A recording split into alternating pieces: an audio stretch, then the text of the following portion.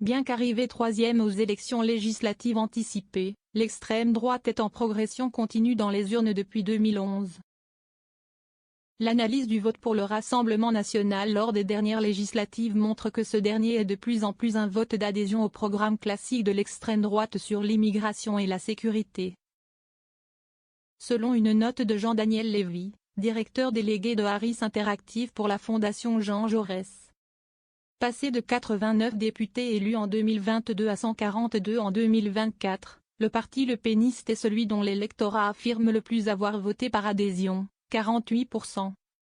Et le moins, 7%, par opposition, explique le politologue se basant sur une compilation d'études pour différents médias.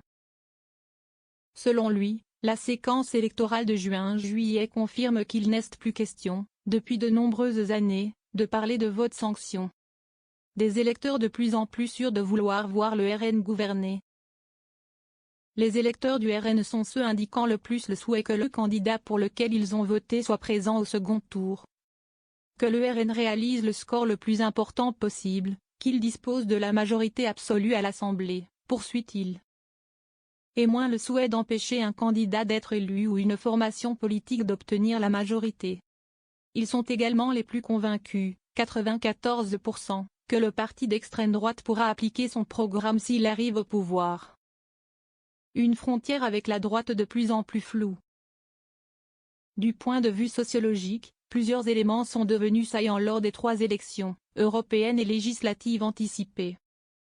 Ce sont les 35-64 ans, 37%, et les plus de 65 ans, 32%, qui ont le plus modifié leur vote pour se tourner vers le RN.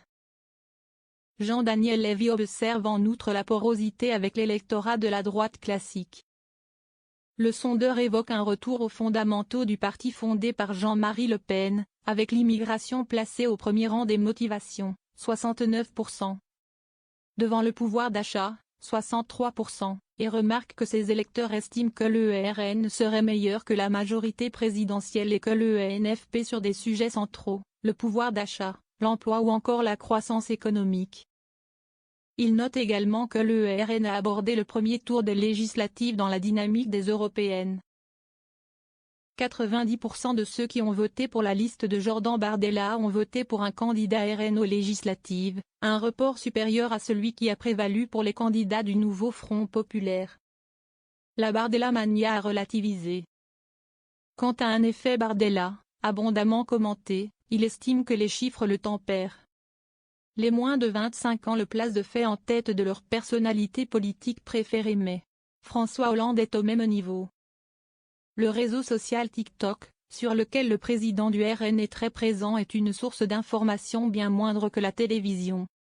Enfin, note Jean-Daniel Lévy, CNU n'arrive qu'à 5e position des chaînes de télévision regardées par les électeurs frontistes.